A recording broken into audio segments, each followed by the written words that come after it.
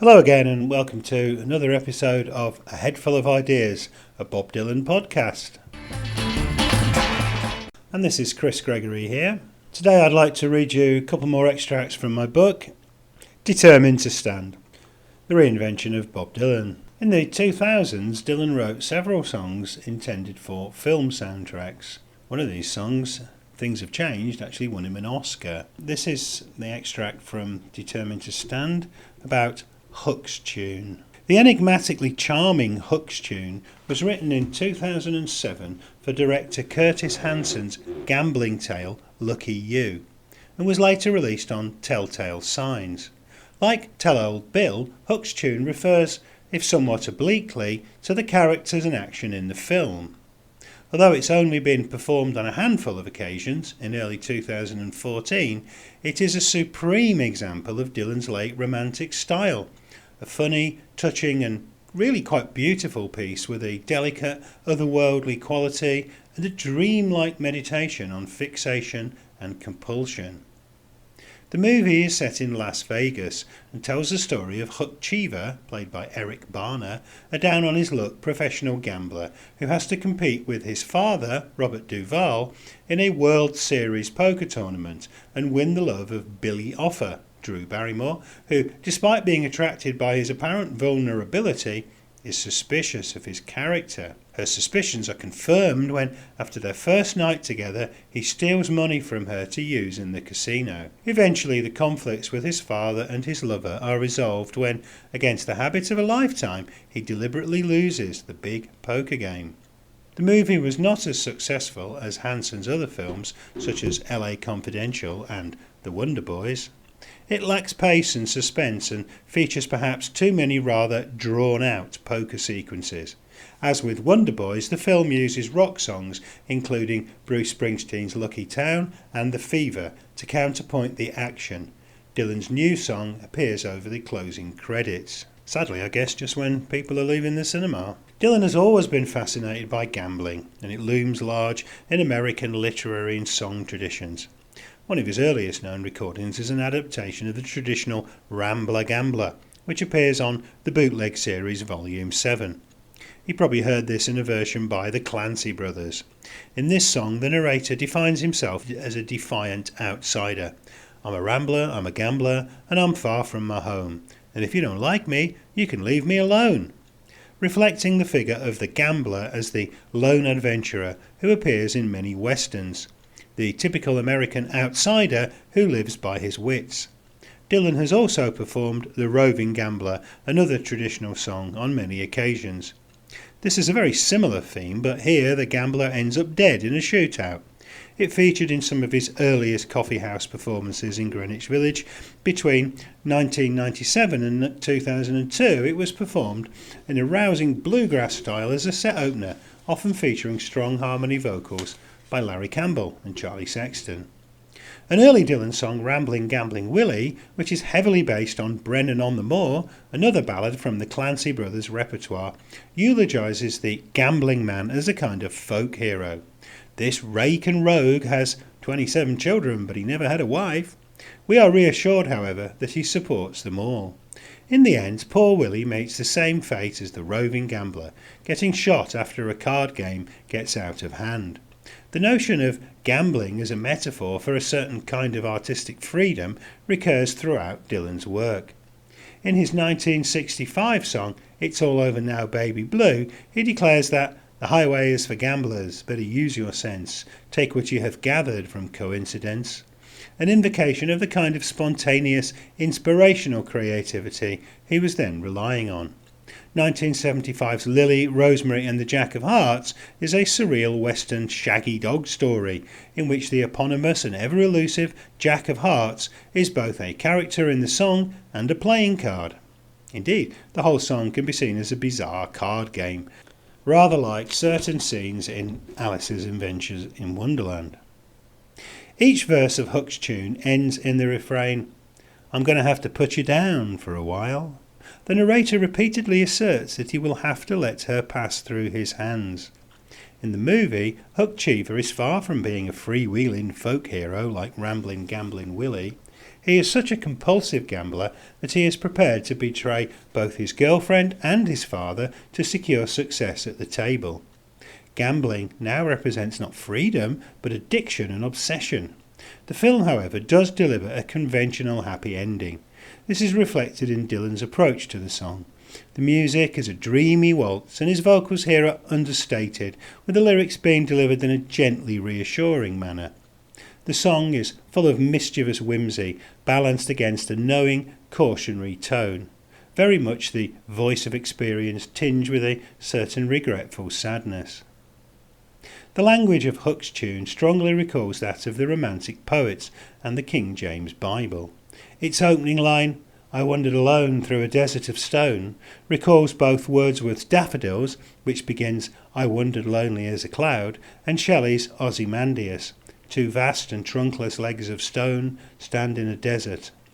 When the narrator announces that "my sword's in my hand and I'm next in command" in this version of death called life, there are echoes of Blake's Jerusalem, "Nor shall my sword sleep in my hand," and Coleridge's Ancient Mariner, "The nightmare life in death was she."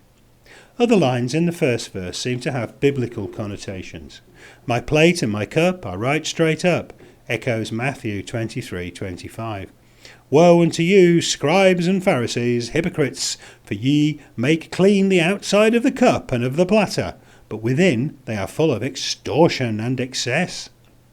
At the end of the verse he cries, "When I kiss your lips, the honey drips," lines which resonate with the Song of Solomon, chapter 4, verse 11. "Thy lips, O my spouse, drop as the honeycomb, honey and milk are under thy tongue, and the smell of thy garments is like the smell of Lebanon." Sexy stuff. And the final lines of Coleridge's celebrated opium dream, Kubla Khan. "For he on honeydew have fed, and drunk the milk of paradise."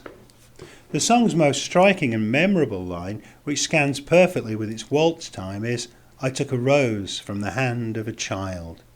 This may be a further declaration of innocence, although whether the child has handed over the rose voluntarily isn't stated. Perhaps this is a symbol of beauty, or a manifestation of Blake's sick rose, the embodiment of corruption. Dylan's delicate delivery allows this to remain ambiguous. The following 4 verses do not perhaps have the compressed poetic power of the first verse, which invites us into the dream world of the song and depicts a narrator who has been lured into a honey trap. But they develop the idea of compulsion in different ways, alternating between humour and dark intimations. The narrator seems fixated on the object of the song, who is in her girlish prime. He seems to want to step out with her to a ball.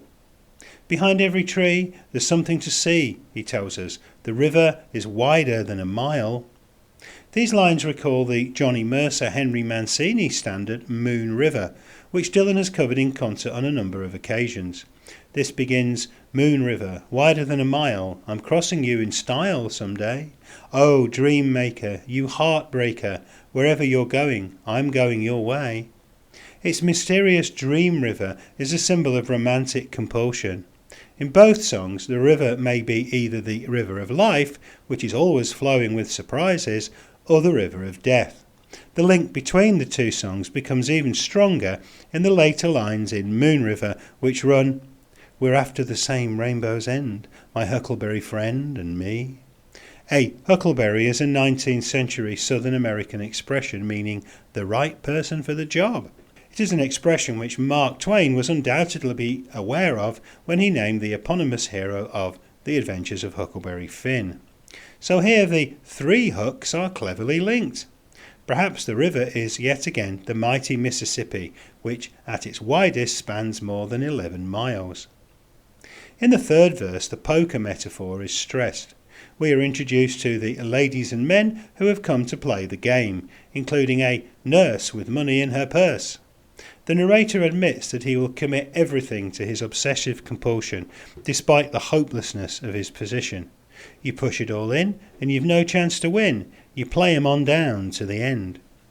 A poker player who has committed himself to a push-in has committed all his chips, his remaining stake, to the current game. Meanwhile, the narrator's dream visions are multiplying. Various metaphorical descriptions of how he is playing the game follow. At one point he is merely observing the other players, as if he is laying in the sand, getting a sunshine tan. In another he is preparing to play his hand, moving along, riding in style. In a nicely compact rhyme he tells the girl that, from my toes to my head, you knock me dead.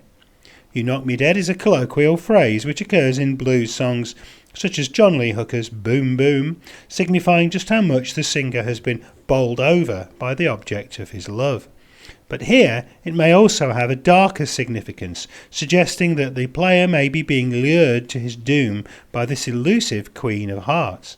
To knock in a poker game means to decide not to play one's turn by knocking on the table, possibly forcing the other player to reveal a weak hand which he's been using as a bluff. The life of poker players, or addicts in general, may be characterised by the compulsion to bluff both others and themselves as they are drawn towards playing a disastrous final hand. The narrator becomes a little more honest in the fourth verse. I count the years and I shed no tears, he tells us. I'm blinded to what might have been. He searches around for some compensation. Nature's voice makes my heart rejoice, he cries. Words that recall those of Country Home, a 19th century hymn which is heavily influenced by Romanticism. Quietly, quietly pass away my days, while a holy light of gladness ever round me plays, a light within a spirit which those happy ones inherit, who hear nature's voice, bidding their souls arise, from earth unto the skies, making the heart rejoice. In his desperation he implores the spirits to play me the wild song of the wind, which sounds like some old Irish ballad. He confesses that his love for his queen is hopeless, and then he addresses her again, attempting to convey his sincerity. You're as fine as wine, I ain't handing you no line. But he will still have to put her down. He is, it seems, about to play his last card. In the final verse he reaches the limits of bluffing, expressed in a curiously humorous and defiant cry of despair. All the merry little elves can go hang themselves. He declares that my faith is as cold as can be. Despite having a pile of chips next to him, he is stacked high to the roof, he insists that, in my words, you'll find no guile. Finally, he asserts twice that the game's gotten old, the deck's gone cold, suggesting that the pack he is using has been tampered with. Thus the whole game of life he has been describing may be declared invalid. Or perhaps this, or indeed the entire song, is just an elaborate bluff. Throughout Lucky You, we see Huck constantly staring at his fellow players, trying to figure out their motives. Perhaps the narrator of the song may merely be leading us on. This is suggested by the playful tune that Dylan adopts throughout, as if he is singing with a merry twinkle in his eye. Poker, as a game of bluff, is of course all about ambiguity, which is in many ways the most essential quality of Dylan's lyricism. The song is an extended tease with the singer winking at us, suggesting that all of this, and perhaps life itself, is just a kind of game.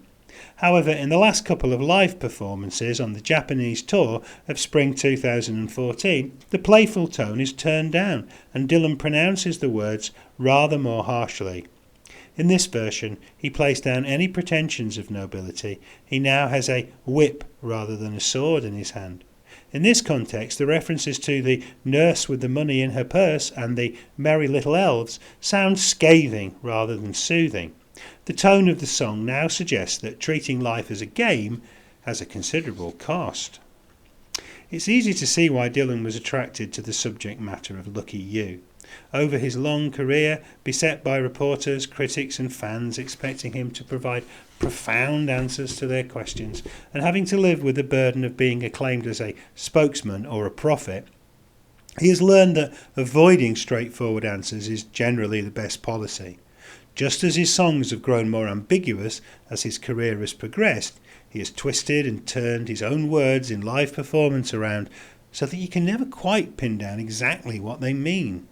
This is perhaps the reason why, at the end of every performance, he faces a cheering, adoring crowd with a stoically, steadfastly blank poker face. Okay, just to repeat that song appears on the bootleg series collection Telltale Signs. I'd like to finish today by reading an extract which describes a performance from the Never Ending Tour. 19th of November 1995, the Shrine Auditorium, Los Angeles. It is the occasion of the taping of the Frank Sinatra 80th birthday tribute, which, as 80 Years My Way, will be shown on TV a few weeks later. Clad in a sharp grey suit and, unusually for him in those days, a tie, Bob looks decidedly nervous, as if he is performing in front of royalty, which, in a peculiarly American way, he is. His performance is the last of a series of tributes that have been dedicated tonight to the great Frank, who sits, accompanied by his wife Barbara, in the front row. The story goes that Bob, like all the other performers, was going to do a Sinatra number. He and Tony and the string section employed to back all the other performers that night, they had it all rehearsed. And then at the last moment, Frank's people had communicated that they wanted Bob and the boys to do his 1964 song, Restless Farewell. This was a song Dylan had not performed for 30 years. But of course you didn't mess with Frank's people. It was, as Marlon Brando might have muttered, an offer you couldn't refuse. But what was Bob to make of the idea that back in the early 60s, Frank and his Rat Pack pals had been screwing around in Vegas, amusing themselves by grooving to the Times They Are A-Changin' album? Was this the same Sinatra who had once called rock and roll the most brutal, ugly, desperate, vicious form of expression it's been my misfortune to hear? But there is certainly no way Bob is going to junk Frank's suggestion and deliver a snarling Maggie's Farm.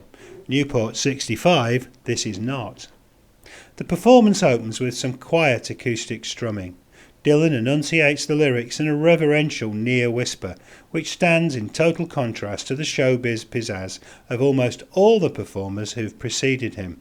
He pronounces every word with great care. The music gradually rises with a stately grace. Dylan's understated phrasing lets the words breathe with the power of lived experience. Soon it is clear why Sinatra himself likes the song. It is extraordinary how a lyric which Dylan had composed as a 22-year-old, more than 30 years before, now stands as such an eloquent summation of Sinatra's career.